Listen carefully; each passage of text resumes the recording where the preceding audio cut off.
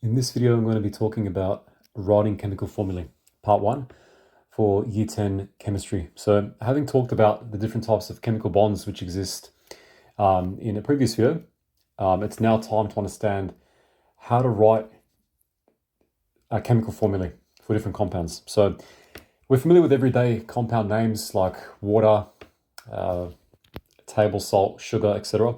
But it turns out that lots of these familiar everyday substances have scientific names. So I'm going to give you the example of water.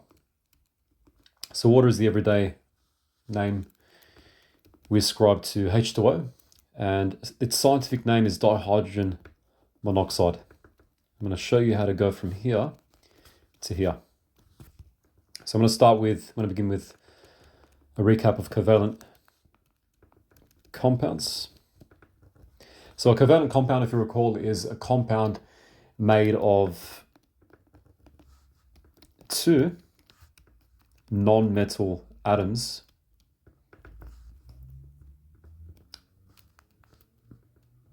and electrons are shed. And I should emphasize here that it's valence electrons that are being shed, the outermost electrons of atoms that are being shed. Okay, that's a covalent compound. Water is an example of a covalent compound. Water is made of hydrogen and oxygen, written as H2O. Okay, so it's got so it's also known as the upside down Mickey Mouse head. It's made of one oxygen atom, so I'll draw an O there, and two hydrogen atoms. Okay, O being the head of Mickey Mouse and the H's being the ears. So here's some rules for writing for, so let's say in an exam you're given this, H2O, how do you actually, how do you write it down in words? So we know it's H2O, how do we actually write it down? So I'm going to first introduce prefixes. So chemists use prefixes to denote how many atoms of each element there are. So I'm going to go from 1, 2, 3, 4, 5, 6, 7, 8, 9, 10.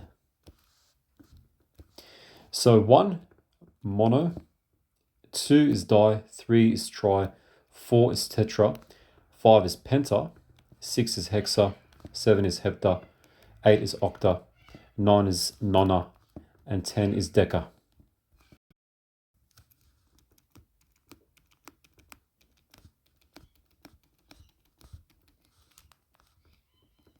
So mono, think of monobrow, okay, one eyebrow. Di, think of dice, right? Tri, think of a triangle. Just draw a visual aid, monobrow. Penta, think of a pentagon, it's got 5 sides. Hexagon, think of a hexagon, 6 sides, and so on and so forth, okay? Just think of penta, hexa, hepta, think of those as polygons, right? So these are prefixes. Now, the general rule is for covalent compounds to write their names. So let's stick with water, H2O. What you do is you write down, the first step is to write down the name of the first element, which is hydrogen. So let's write down hydrogen. And then write down the name of the second element, which is in this case, oxygen. That's our starting point. Okay, this is not the answer. I'm just showing you how to go from step to step. Number 2, let's now write hydrogen. Now, oxygen, with covalent compounds, you add an ide. You get rid of the egen and you put ide, IDE. So the oxygen becomes oxide. It makes more sense. It doesn't make sense to say hydrogen oxygen, right? For a compound, it makes sense to say hydrogen oxide. Okay, because hydrogen oxygen is just 2 elements, right? Whereas hydrogen oxide is a compound. Step 3, final step, is to add in the prefixes that we've written down here. So hydrogen, there's 2. So H2 means there's 2 hydrogen, okay? So we use di, the prefix di. I'll use a different color code. Di, hydrogen, oxygen. Now, for the oxygen, there's only 1, so we use monoxide. Dihydrogen monoxide. And that's how you name a chemical compound. Let's do another example.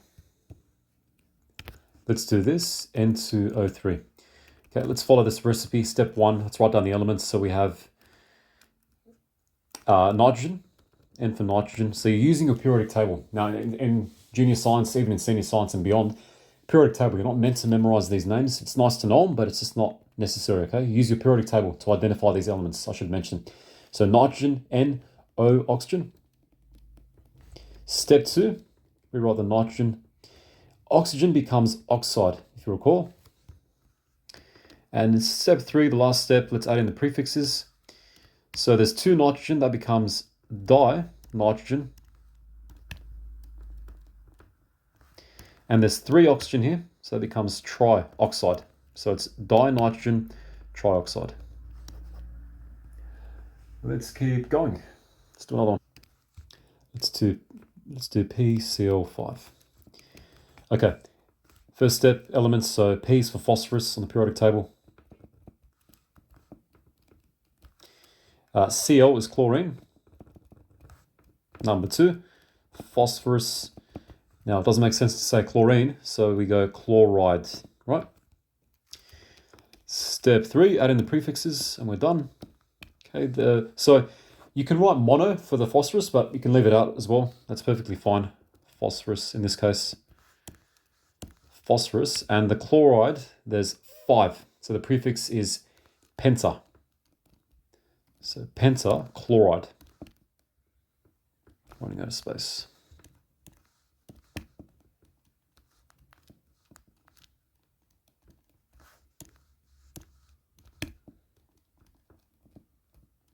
And that's the idea. I should also mention that given in an exam, you might be given different compounds written like this. Let's say NaCl, for example. You need to first identify whether it's a covalent or ionic bond. In this case, it's ionic because it's got a metal, sodium, and a non-metal chlorine. But in these examples here, they're all covalent compounds. So that's the recipe. That's just 3 simple steps, really. To reiterate, you first start off with the element names, then you add the "-ide" at the end, and then you add in the prefixes. So it's a very simple process.